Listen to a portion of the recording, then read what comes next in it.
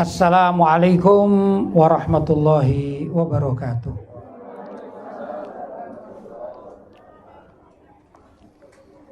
Alhamdulillah, wassalatu wassalamu ala rasulillah Sayyidina Muhammad ibn Abdillah wa ala alihi wa sahbihi wa man wala wa la hawla wa la quwwata illa billah, amma ba'd.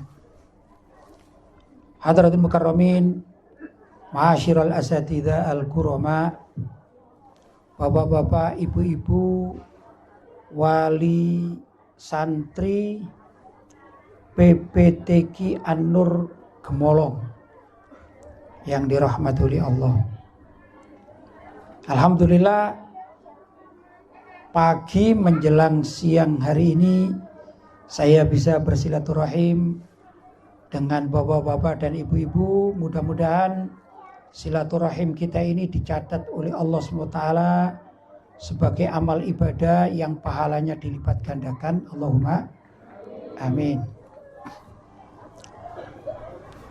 Silaturahim itu sangat luar biasa.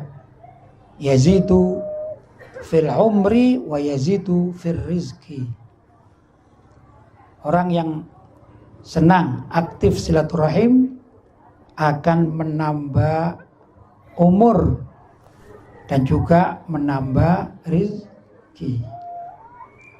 Kalau menambah rizki, insya Allah gambaran paling mudah, rasional.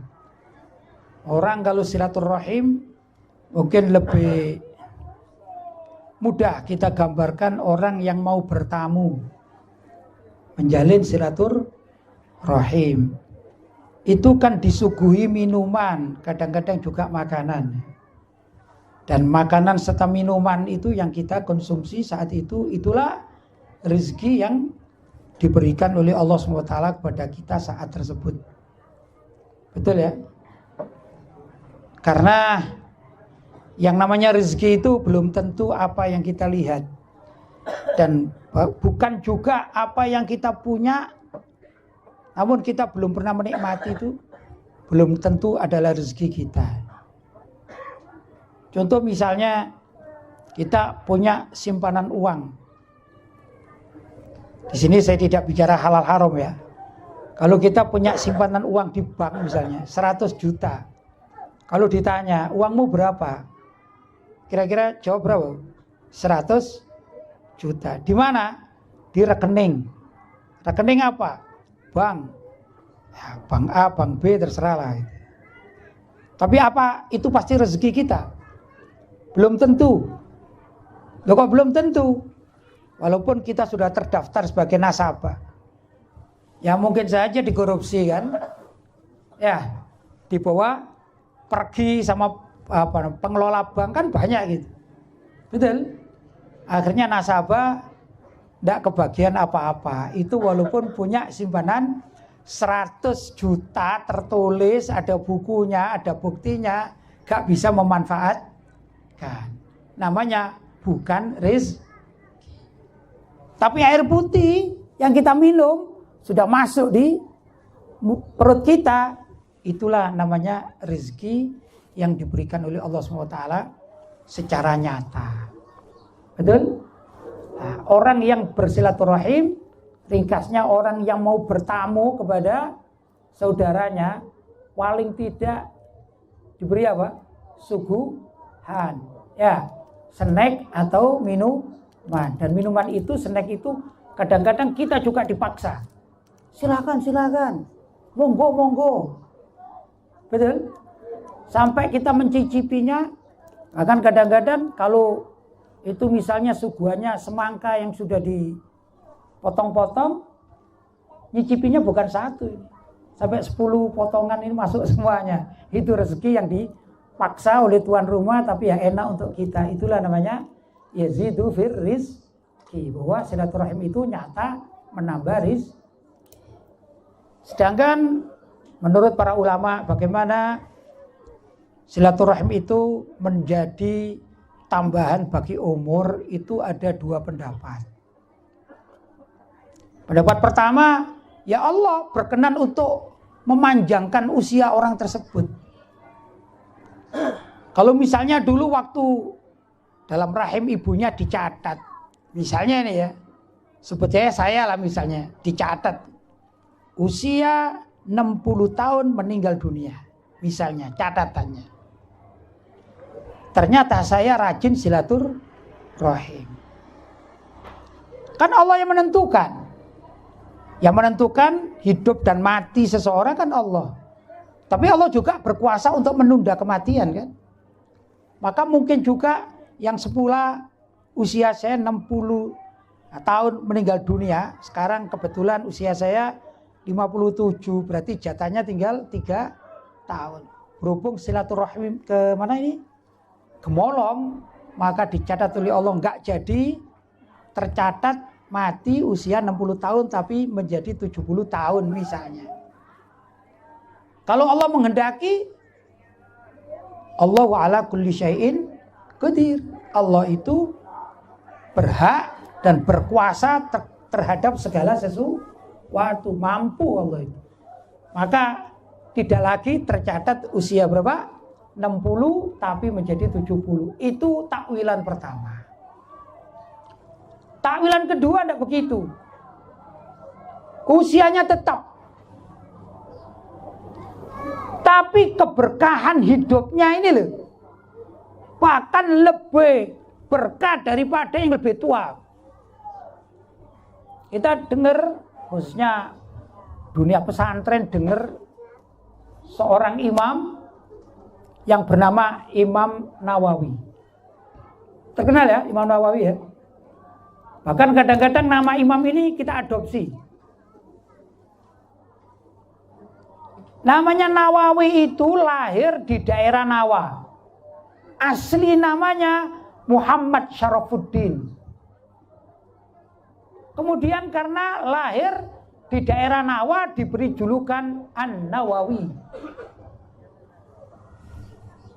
Tapi karena berkah sampai namanya pun yang bukan nama aslinya tapi nama daerahnya, kayak Nawa itu Gemolong kayak gitu ya.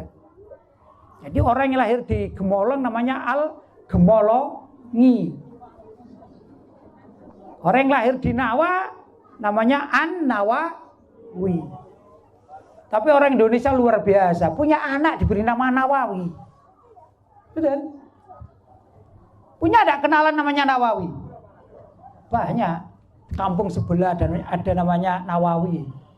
Betul ya? Bahkan yang unik orang Indonesia ini, padahal namanya imam, itu adalah orang yang alim, baru diberi julukan imam. Tapi di Indonesia beda Pak. Bapaknya ya mungkin petani sawah, ibunya jualan di pasar, ya ikut ngaji-ngaji di kampung. Tapi punya anak namanya Imam Nawawi. Betul? Ada enggak begitu?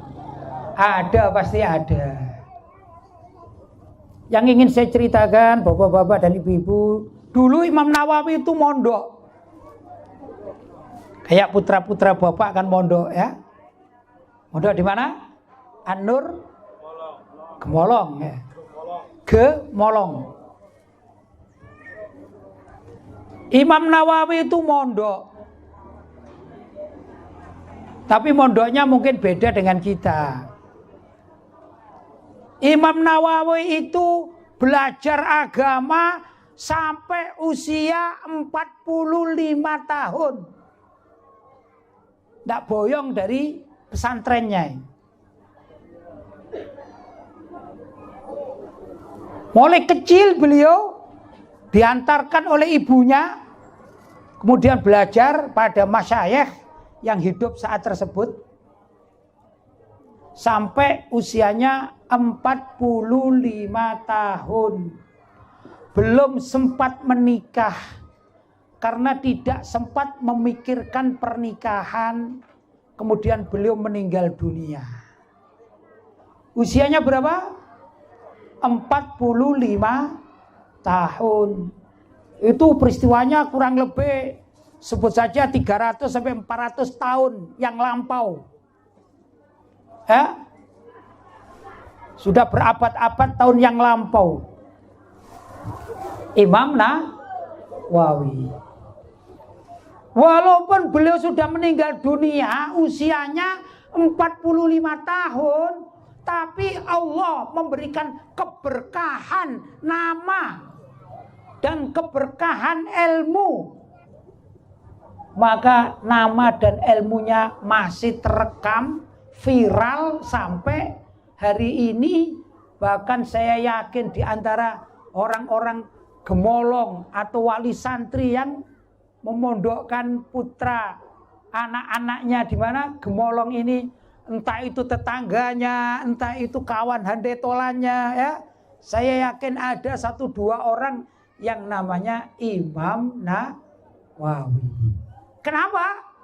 Karena keberkahan itu berarti Allah memberikan keberkahan umur walaupun usianya hanya 45 tahun tapi seperti hidup berabad-abad. Paham ya? Nah, itulah di antara takwilan kedua dari keterangan bahwasanya silaturahim itu yazidu fil rizki wal umri, memberikan tambahan rezeki dan juga tambahan umur. Mudah-mudahan kita yang ahli silaturahim, termasuk juga pertemuan-pertemuan wali santri, ya, di awal tahun ini termasuk orang-orang yang dicatat min ahli silaturahim. Allahumma amin. Bapak-bapak dan ibu-ibu yang dirahmati oleh Allah, saya juga bernasib sama seperti bapak-bapak dan ibu-ibu. Apa nasib samanya itu? Anak saya juga mondok. Dan di pondok anak saya ini ada peraturan-peraturan. Saya punya 4 anak yang mondok. Semua peraturannya itu beda karena mondoknya di 4 tempat. Saya dan istri saya kadang-kadang bingung juga ini. Yang pondok ini izinnya terlalu muda. Kalau izin, yang situ luar biasa. Jangankan izin, nemui aja sulit. Ketemu anak kandung itu loh sulit. Malah yang terkecil itu unik lagi. Baru seperti di sini juga ya, awal mondok kan ya, tahun pertama. Baru nyerahkan, ini putri, baru menyerahkan ke ustazahnya. Kemudian setelah mengisi administrasi dan segala macam, kemudian kami dipersilakan untuk pulang. Dan ada perjanjian. Perjanjiannya begini. Karena saya tidak ikut masuk, itu cuman khusus untuk ibu-ibu, istri saya yang masuk, bapak-bapaknya di luar begitu. Dan pondoknya ini menyewa. Jadi belum punya pondok gedung resmi itu. Sehingga wali santrinya belum punya tempat. Ini masih luar biasa ya. Ada lapangan diberikan gini. Kami ini yang bapak-bapak nunggu di mobil masing-masing, Mbak. Nunggu di mobil masing-masing. Pengumuman. Setelah hari ini bapak-bapak dan ibu-ibu memasrahkan putrinya ke tempat kami, maka kami larang untuk menengok putrinya selama 40 hari. Jadi kami tidak diizinkan untuk menjenguk, menelpon, berkomunikasi dengan putri kami selama berapa? 40 hari. Karena di tempat saya ada pesantren, jadi nyonya saya, istri saya biasa menghadapi santri dan wali santri. Biasa komunikasi. Kemudian nyonya saya ini datang kepada pengasuhnya, ustazah pengasuhnya. Ustazah, kalau saya nggak bisa nengok, ustazah. Barangkali putri saya nanti perlu tambahan barang-barang ini dan itu. Itu jawab ustazahnya begini. Kebetulan ustazahnya ini agak muda, istri saya lebih tua. Maka ustazah ini panggil istri saya itu Umi. Masa Umi tidak percaya? Insya Allah di sini saya kasih makan, katanya. Insya Allah tidak mati nih. Yang penting Umi pasrah. Minimal 40 hari minimal. Jangan ditengok, lupakan saja. Kalau di Gemolong ini gimana, Pak Ustadz? Boleh ibu-ibu, bapak-bapak sambang itu? Ada waktu ya? 40 hari juga? Gak sampai? Kasih 40 hari bersama nasibnya sama saya. Kok enak mereka boleh, saya gak boleh. Samakan 40 hari.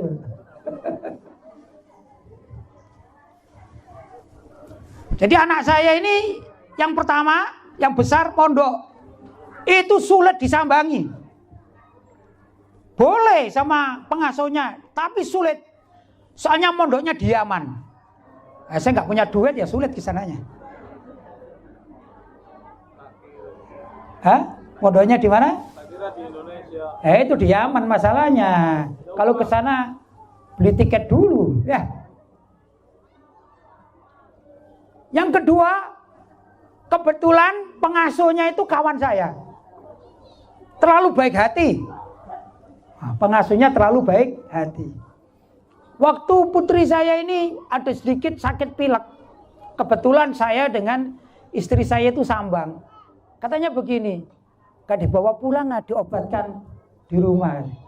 Saya ini tidak mau membawa pulang, justru kiainya, pengasuhnya mempersilahkan bawa pulang. Ini kan terlalu terlalu mudah. Yang satu sudah disambangi karena jauh. Satu, yang kedua. Yang ketiga, cukupan sulit. Itu kalau mau dibawa dan ditemui, itu perlu prosedur tanda tangan 3 ustadz senior. Itu kalau ustadznya ada di pondok, Pak. Kalau tidak ada di pondok, sudah dapat 2. Ini hati ini deg-deg sar. Dapat tidak kira-kira? Ini mau ketemu putri saya. Saya nggak tahu yang baru masuk nanti nasibnya bagaimana juga tidak tahu. Lah itulah nasib saya dengan bapak-bapak dan ibu-ibu senasib. Apa itu? Anak-anak kita semua masuk pesantren. Tapi kita cukup mengatakan alhamdulillah. Kita yakin guru-guru yang ada di sini dan guru-guru pesantren yang lain akan membimbing atau mengarahkan anak-anak kita menjadi santri-santri yang baik, santri-santri yang soleh-solihah, ya. Sehingga kelak tatkala mereka pulang, mereka akan menjadikan berguna bagi keluarga, ya, bagi kita, orang tuanya, termasuk juga bagi nusa dan bangsa, utamanya bagi agama. Nah, itu harapan kita. Jadi sekarang puasa dulu.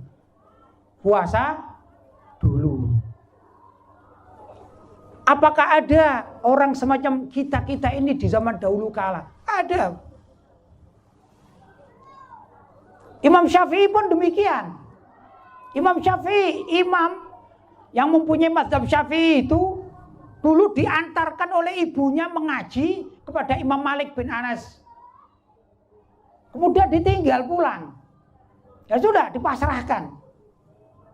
Sehingga kehidupan Imam Syafi'i itu lebih mutlak mengikuti guru-gurunya. Karena ayahnya Imam Syafi'i itu wafat terlebih dahulu, maka yang menjadi wali santrinya itu adalah ibu. Begitu. Di zaman para sahabat pun terjadi anak-anak muda, usia-usia anak-anak kita itu yang mandiri. Mereka belajar agama kepada Nabi Muhammad SAW secara mandiri. Ada seorang sahabat namanya Mus'ab bin Umair. Itu sebelum masuk Islam menjadi anaknya orang kaya di zaman itu, ya. Kalau saya gambarkan kamar pribadinya Mus'ab bin Umair kalau zaman sekarang itu dipenuhi dengan kulkas. Kalau di daerah panas ada AC, spring bed yang super, ya. Kamar mandi yang ada bathtubnya, anak modern. anak modern. Semuanya komplit. Dan ibunya sangat memanjakannya, ibunya peduli. Bahkan persaksian Nabi, Nabi Muhammad Shallallahu Alaihi Wasallam tatkala melihat Mus'ab bin Umair mengatakan, rasanya di Madinah ini aku belum pernah lihat pemuda yang serapi Mus'ab bin Umair. Itu kalau pakaiannya, kalau orang zaman dulu dikatakan perlinte itu ya, rapi. Bukan asal-asalan. Kalau zaman sekarang anak muda asal-asalan, sudah beli baju bagus, celana pun bagus dirobek-robek, Pak. Itu anak sekarang. Tapi kalau ini perlinte ini ya, luar biasa ini, rapi gitu, sampai dipuji oleh Nabi Muhammad Shallallahu Alaihi Wasallam. Itu belum masuk Islam. Suatu saat sahabat Mus'ab bin Umair ini orang yang senang dengan diskusi. Jadi senang dengan pendidikan. Beliau tidak melihat pendidikan itu apa, yang penting ada pendidikan, ada diskusi, ada dialog, ada tanya jawab, tertarik. Mungkin seperti kita-kita itu ada yang senang dengan dunia ekonomi, ya. Kalau ada diskusi atau seminar ekonomi kita hadir, kan gitu ya. Ada senang yang dunia pengobatan, ada senang dunia pendidikan, kan begitu ya. Dan sahabat Mus'ab bin Umair ini termasuk orang yang hobi hadir dalam majelis-majelis yang dibahas ilmu. Sampailah beliau tahu bahwasanya Nabi Muhammad Shallallahu Alaihi Wasallam sering mengajak diskusi para sahabat yang hadir di majelis beliau. Ini belum masuk Islam. Karena melihat dunia pendidikan asyik, maka beliau mendekat kepada majelisnya Rasulullah Shallallahu Alaihi Wasallam. Sampai akhirnya tahu isinya luar biasa ini. Majelisnya Nabi ini luar biasa. Akhirnya aktif. Kemudian sampai beliau sadar bahwa aku harus ikut agamanya Muhammad, yaitu Rasulullah Shallallahu Alaihi Wasallam. Akhirnya menyatakan masuk Islam. Tapi sahabat Mus'ab bin Umair yang sangat dicintai oleh ibunya, dimanjakan, beliau juga sangat naruh hormat kepada ibunya. Ini termasuk tipe-tipe anak yang berbakti kepada orang tua, menjaga ibunya. Namun tatkala beliau masuk Islam, beliau tidak ingin menyakiti hati ibunya, tapi beliau ingin tetap di dalam agama Islam. Karena tahu bahwa kebenaran itu ada pada agama Islam. Sedangkan ibunya ikut agama nenek moyangnya, itu penyembah-penyembah berhala. Kata Mus'ab bin Umair, nggak rasional ada batu kok disembah-sembah. Tidak rasional. Sampailah bocor bahwa Mus'ab bin Umair ikut ajarannya atau agamanya Nabi Muhammad, bocor kepada ibunya. Marah ibunya. Macam-macam ancaman ini. Antara lain ancamannya itu, wahai Mus'ab, kalau kamu tidak ikut ajaran agama ayah dan nenek moyangmu, maka semua fasilitas yang aku berikan di kamar pribadimu itu akan aku cabut. Ini anaknya orang kaya. Sudah. Sahabat Mus'ab tidak mengatakan iya dan tidak agar tidak menyakiti hati ibunya. Itu akhlak sahabat Mus'ab bin Umair. Tapi tetap kalau waktunya taklim berangkat. Sampai ibunya itu jengkel, bahkan pernah mengancam. Nah, ibu pingin mati saja. Kalau engkau tetap ikut Muhammad, biar ibu mati saja. Akhirnya ibunya ini demo tidak makan. Apa namanya demo tidak makan? Hah? Mogok makan. Demo mogok makan. Sahabat Mus'ab bin Umair tetap ada di pengajian Nabi, pulang bawa makanan, ibunya dirayu. Ibunya dirayu, sudahlah Bu, ibu makan Bu, biar ibu sehat, biar ibu tidak sakit. Dirayu. Tapi ibunya sudah marah. Tapi Mus'ab bin Umair tidak mau pisah dari majelisnya Rasulullah Shallallahu Alaihi Wasallam. Sampai suatu saat ibunya selesai mogok makan dan tidak mati ibunya, ya. Akhirnya terakhir sesuai dengan ancamannya itu, maka Mus'ab bin Umair diusir dari rumahnya. Diusir. Semua pakaiannya disuruh melepas. Tinggal yang menutupi aurat. Diusir. Ini anaknya orang kaya. Demi mengejar ilmu dari baginda Nabi Muhammad Sallallahu Alaihi Wasallam. Dalam riwayat dikatakan bahwasanya waktu itu tatkala sahabat Mus'ab bin Umair itu keluar dari rumahnya, tiba-tiba beliau melihat satu kain yang kasar, mungkin gambaran saya karung yang biasa dipakai untuk nyimpen beras itu, ya, kasar gitu, mungkin karung goni barangkali ya, yang mana tingginya itu kalau dipakai menutup bagian dada, ya, maka ininya kakinya itu tampak atau kelihatan. Kalau diturunkan menutup kaki, maka dadanya yang kelihatan. Hingga beliau berjalan menuju ke tempat baginda Nabi Muhammad Sallallahu Alaihi Wasallam. Itu Nabi Muhammad meneteskan air mata. Kenapa? Sahabat Mus'ab bin Umair dari orang yang kaya, yang fasilitasnya super, itu mau meninggalkan kehidupan dunia semacam itu, dan beliau bergabung bersama Sayyidina Abu Hurairah mondok di pesantrennya Nabi Muhammad, yaitu Ahlus Suffah. Apa itu pondok Ahlus Suffah? Apakah ada kamar-kamar semacam demikian seperti gemolong? Enggak. Masjid Nabawi itu di luarnya ada beranda. Lah, santri-santrinya itu tidur di beranda, ya. Sedangkan rumah Nabi Muhammad itu dekat atau berdempetan dengan Masjid Nabawi. Ibarat Nabi Muhammad dalam lingkup Ahlus Suffah itu seperti pengasuh pesantren yang rumahnya berdekatan dengan masjid.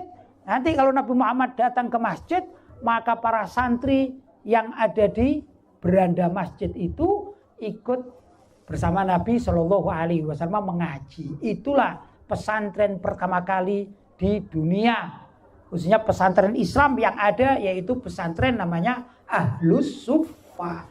Salah satu santrinya adalah Sayyidina Mus'ab bin Umair, mantan anaknya orang kaya.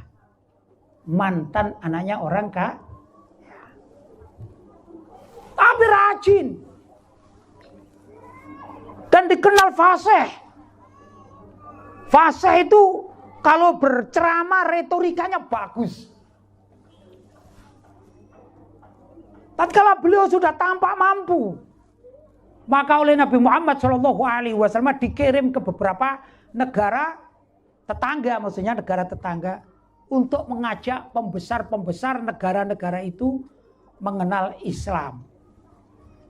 Dan banyak yang dengan cara penyampaian Sayyidina Mus'ab bin Umair, akhirnya pembesar-pembesar tokoh-tokoh di tempat lain, di negara-negara lain, kerajaan-kerajaan lain itu banyak yang masuk Islam karena keahlian cara berretorika atau cara berdiplomasi siapa? Sahabat Mus'ab bin Umair. Di dalam sejarah beliaulah yang dikenal sebagai duta pendidikannya Nabi Muhammad Sallallahu Alaihi Wasallam.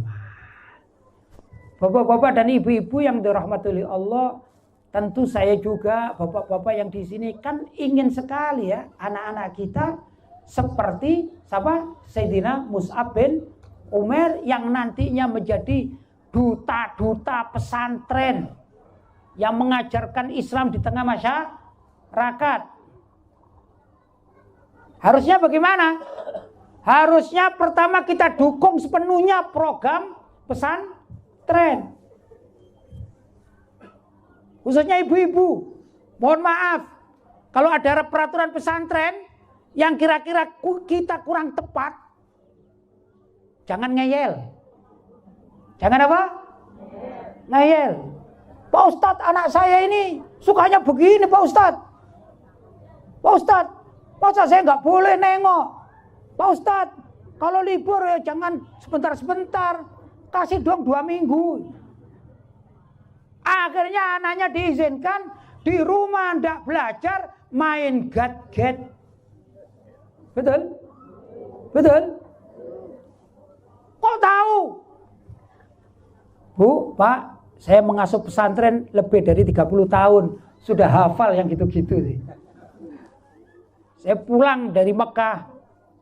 Itu tahun 91 langsung terjun ke pesantren. Sekarang berarti berapa? 32 tahun. Kalau di sini saya masih mengatakan mending ini bukan kota ini, mending. Mudah-mudahan tetangga-tetangga ini apa ya? Istilahnya bisa menyatu dengan pesantren mudah-mudahan. Kalau di Singosari ini kota kecil, namanya kota, ya namanya warganya ya terserah mereka. Akhirnya di antara warga tetangga pesantren itu membuka bisnis. Dulu zamannya PlayStation, itu bisnis PlayStation adalah bisnis terlaris di Singosari. Kenapa? Karena anak-anak itu kalau pulang sekolah itu tidak ke pesantren tapi mampir ke PlayStation, PSPS itu. Kami mencari-cari itu, Pak. Ini muridnya ini kok biasanya jam 1 sudah di pondok kok belum ya? Kita cari-cari. Kalau sekarang ini PlayStation sudah tidak laku. Ini internet itu warnet. Dan beberapa santri itu juga ya, naudzubillah kadang-kadang hilang. Hilang dari pesantren. Kita telepon sama orang tuanya. Tidak ada di rumah. Coba di sekolahan tidak ada. Di guru-gurunya nggak ada. Ternyata kos di warnet. Ya pusing gitu ya. Nah, itu kadang-kadang kalau wali santri mau ini ya berkomunikasi dengan kami kerjasama itu enak Pak, enak. Tapi di antara wali santri itu ada, bukan banyak ada, justru protes. Saya kan nitipkan anak bukan untuk main PS. Saya mau nitipkan anak di pesantren kan untuk belajar. Kenapa kok harus ada di PS? Nah pesantren kan bisa bicara. Apa perlu pesantren saya pindah ke sini aja gitu ya, di Gemolong ini biar nggak ada tetangga seperti di kota. Pesantren saya di tengah kota Pak. Ini tantangan berat. Tantangan berat. Yang paling berat itu, mohon maaf ini, justru datangnya dari para ibu ummahat wali santri ini. Kalau izin, kalau bapaknya biasanya nggak apa-apa. Kalau anak saya sakit ya sembuh balik. Ibunya nggak tega Pak. Ibunya nggak tega. Iya Pak Ustadz, neneknya. Iya nenek juga kan ibu-ibu kan. Emak-emak lah ya. Akhirnya lama. Di mana? Di rumah. Itu hafalan. Ya sudah diterapkan di mana? Di kelas itu. Balik ke pondok, hafalnya hilang Pak. Kalau zaman dulu yang diingat apa? Hafalannya Doraemon, Nobita. Itu nama-nama permainan-permainan yang saya juga gak paham gitu ya. Tapi ada juga wali santri yang luar biasa nitip anaknya ini ya sudah pasrah. saya yakin pesantren ini mampu untuk mendidik anak-anak saya. Kalau saya sambang kepada anak, saya tidak hanya tanya kepada anaknya, "Nak, kamu sudah makan atau belum?" "Sudah, Ma." "Lauknya apa?" "Gak ada mah lauknya, Ma." Padahal lauknya diambil kucing ini ya. Pesantrennya sudah menyediakan. Oh, pesantren yang ditangani kan banyak. "Oh gitu ya. Nanti saya bilangi sama ustadznya ya." Saya labrak ustadznya. Waduh pusing. Ustadz ini Bu. "Nah, itu dulu ibu kan ngasih kamu baju yang kotak-kotak." "Gak ada, Ma." "Lah kemana?" "Oh, saya yakin itu, Ma, dicuri sama kawan-kawan." Dicuri.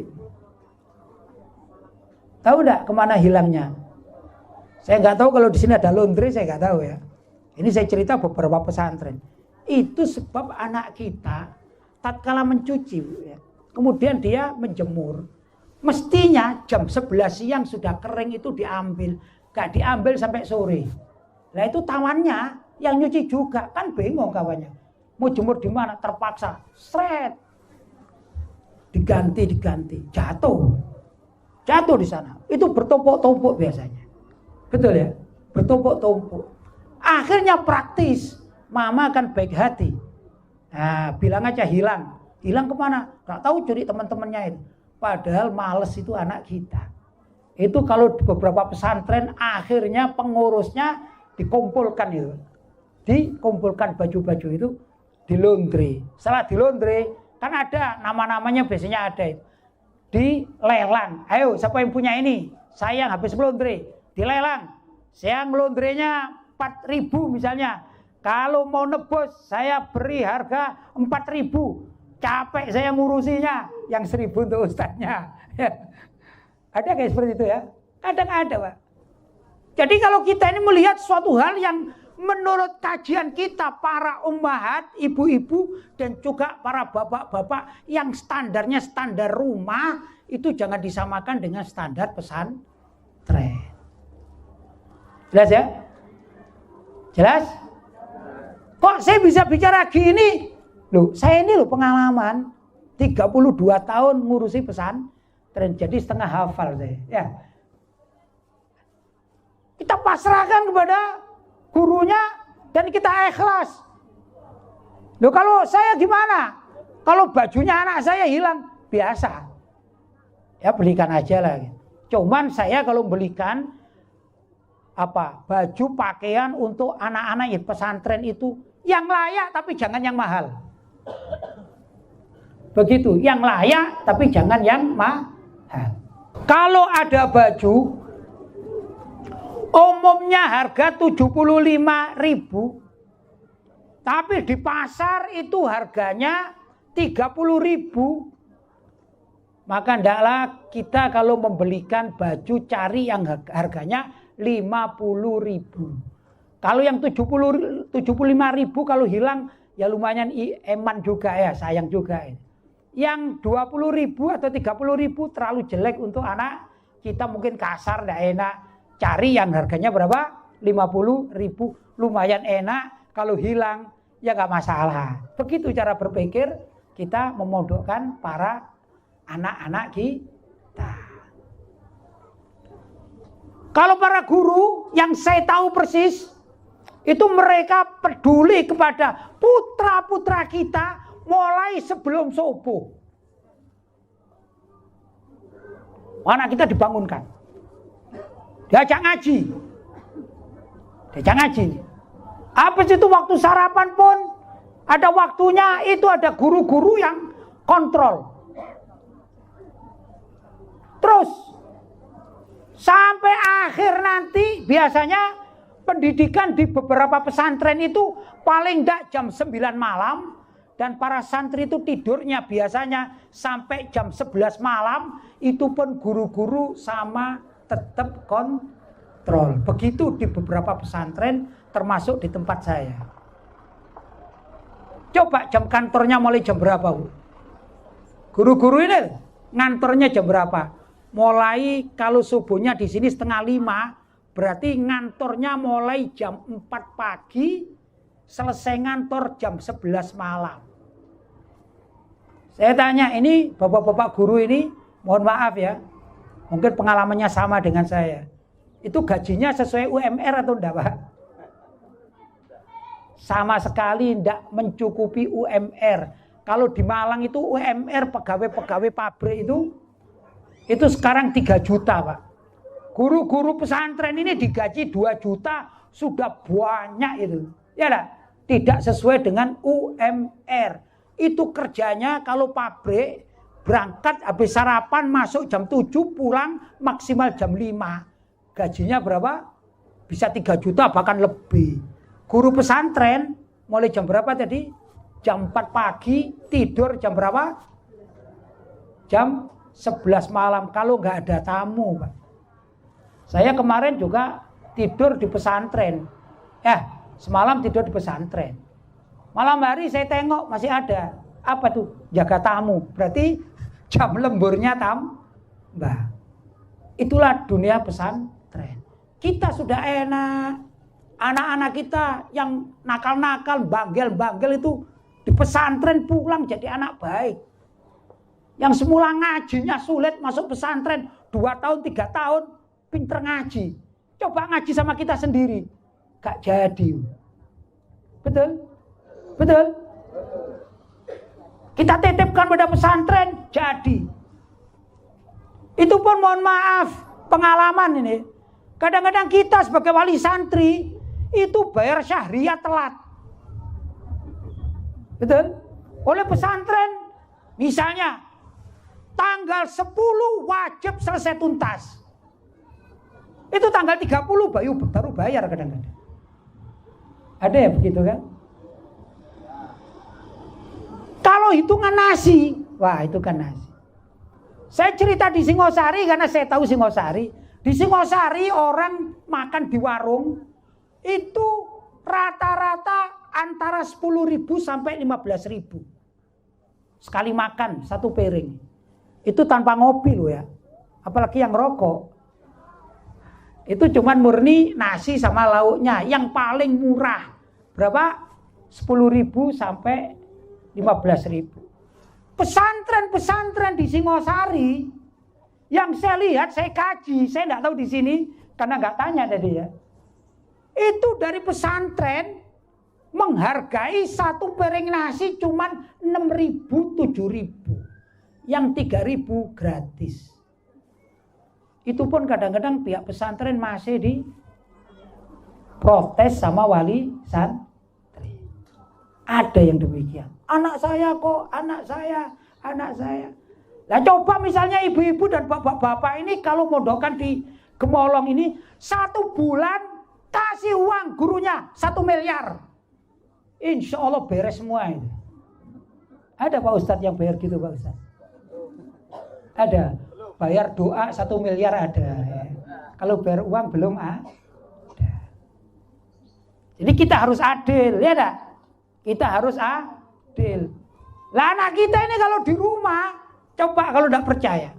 Bisa-bisa pengeluaran ibu-ibu ini kalau sehari makan sekali itu 15.000. Standar mana? Warung ya. Maka kalau sehari semalam 45.000. Bisa Bu, 45.000 pakai belanja ke pasar cukup? Cukup Bu? Lombok. Wa ma adraka ma Lombok. Berapa sekilo sekarang? Ada yang 100. Bahkan kemarin saya baca di daerah mana 200 sekilo Bu. Mungkin beli Lombok cuma dilihat saja gini. Gak cukup, 45 itu gak cukup. Kalau cukup nanti bapak-bapak kalau belanja ibu, ini makanmu 45. Marah ibu-ibunya. Ya ada. Ini di pesantren luar biasa. Kalau harganya sebut saja, harganya itu kita kasih 10.000, itu cuma 30.000 sehari. Kalau di luar 45 sampai 50.000. Berapa potongan ya? Tapi barokahnya pondok itu seperti itu. Karena itu kita harus bersyukur anak kita di pesantren, kemudian yang utama lagi kita dukung. Kalau kita kepingin anak kita ini makannya enak, ya dikirim. Dikirim gimana? Jangan pelit-pelit, kirim seluruh pondok. Anak saya suka abon, jadi ibu-ibu kirim sehari 1 kintal abon. Ya Pak ya? Allahumma sholli alaihi. Biar enggak iri yang lain ya. Anak saya sudah sering saya kirim abon. Emangnya ngajarin pelit ya sama anaknya? Nanti teman sebelahnya, enak kamu ya, ada abon. Enggak, kata mama enggak boleh. Berarti ibunya yang pelit. Tapi hidup di pesantren enggak begitu. Ukhuwah. Maka kalau mau kirim abon, jangan cuma sekilo, tapi kirimlah sekintal. Sepakat bapak-bapak guru? Sepakat. Itu baru abon. Saya carikan lagi apa Pak yang belum Pak? Telur? Nah itulah dunia pesantren. Tapi kita sudah melihat bagaimana imam-imam terdahulu, para sahabat pun bagaimana. Ya enggak? Mereka itu juga melakukan atau mengalami hal yang sama. Penuh dengan pengorbanan. Di pesantren itu anaknya juga rindu dengan ibu-ibu dan bapak-bapak. Tapi mereka diberi pengertian oleh para guru. Dan para guru ini pejuang-pejuang pendidikan. Insya Allah pada akhirnya mereka berhasil. Dan kita sebagai wali santri cuman menikmati hasil karya para guru. Kan begitu. Setelah berhasil bangga kita. Misalnya anaknya namanya Muhammad misalnya. Ternyata Muhammad ini akhirnya jadi khotib-khotib. Jadi dai-dai. Berceramah. Assalamualaikum saudara-saudara. Kata ibu-ibu, itu loh anakku. Gak pernah ibu-ibu cerita. Itu loh anakku. Gurunya namanya Pak Salim. Gurunya namanya ini. Pesantrennya namanya An-Nur. Jarang. Itu loh anakku. Siapa dulu mamanya? Gitu kan. Siapa dulu mamanya? Padahal mamanya, oh ya saya kenal mamanya. Dulu kalau kirim abon cuman 1/4 kilo. Itu pun bangga. Itu loh anak saya sudah jadi ustadz. Siapa dulu mamanya? Itu baru mamanya. Bapaknya gimana kira-kira? Sama saja. Sami ma. Janganlah, jangan gitu. Kita juga menghormati semua guru-guru dari anak-anak kita. Insya Allah besok berkat anak-anak kita yang jadi orang-orang soleh. Bahkan ahli ilmu itu akan bisa mengangkat derajat kita. Orang tua juga utamanya derajat para guru pembimbingnya. Kalau itu yang kita sinergikan. Selalu berkomunikasi dengan pengasuhnya, dengan guru-gurunya. Insya Allah cita-cita kita semua akan berhasil. Betul? Betul? Kita berharap mudah-mudahan semua anak didik kita yang ada di sini dan anak-anak kandung kita yang di tempat ini mudah-mudahan mereka semua menjadi orang-orang yang berjuang demi agama Allah. Bahkan keberhasilannya bukan di dunia saja, tapi kelak sampai di akhirat berjumpa Nabi Muhammad Sallallahu Alaihi Wasallam. Kalau kita, amalan kita tidak banyak, kalau kita punya anak-anak yang luar biasa, maka kita gandol kepada anak kita. Nak, laporin nak kepada Nabi Muhammad. Aku ini bapakmu, aku ini ibumu. Aku sih sholatku ya begini-beginilah ya. Apa? Teratur nak, ibu dan bapak kalau sholat. Teratur gimana sih Pak? Sehari sholat, sehari enggak. Sehari sholat, sehari enggak. Teratur bolosnya. Bolosnya teratur. Nah. Laporkan, kamu kan Masya Allah, kamu itu hafal ini dan Masya Allah sholatnya. Akhirnya si anak itu datang kepada Nabi Muhammad, ya Rasulullah, syafaati bapak saya dan ibu saya. Saya walaupun kayak gini, dulu yang membiayai itu adalah bapak saya dan ibu saya.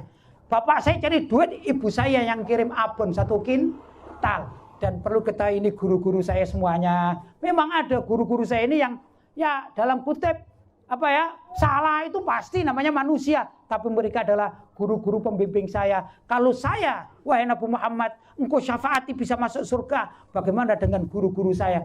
Wahai Rasulullah, saya minta guru-guru saya dan orang tua saya engkau ajak masuk surga. Itulah yang kita harapkan, bahwa syafaat dari anak-anak kita dan anak didik kita membawa kebaikan dan kebahagiaan kita sampai di akhirat nanti. Kan itu yang kita tuju, betul? Betul? Betul? Saya kenal beberapa orang, kalau zaman sekarang mungkin sudah jarang. Kalau zaman itu, mohon maaf, bukan menghina, bukan apa profesi. Tapi ini ceritanya tukang becak.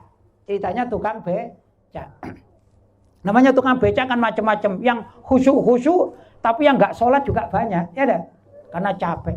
Itu yang sering saya dengar kalau nasihati anak-anaknya atau cucu-cucunya itu begini. Sudahlah nak, kamu rajin ngaji. Jangan kayak bapak ini, wis tidak bisa ngaji. Sholatnya jarang kadang kan gitu. Wis cukup. Bapak saya yang, bapakmu aja yang kayak gini. Tapi engkau jadi orang-orang yang baik. Maka disekolahkan mulai TPG ya. Sampai besar. Bahkan ada, saya tahu ini. Anaknya tukang becak. Itu jadi ustadz. Dan terhormat di kampungnya. Sampai sekarang jadi ustadz. Akhirnya Pak tukang becak ini terangkat derajatnya. Karena anaknya ini nggak rela kalau bapaknya masih becak. Akhirnya Pak dikatakan, Pak bapak nggak usah becak.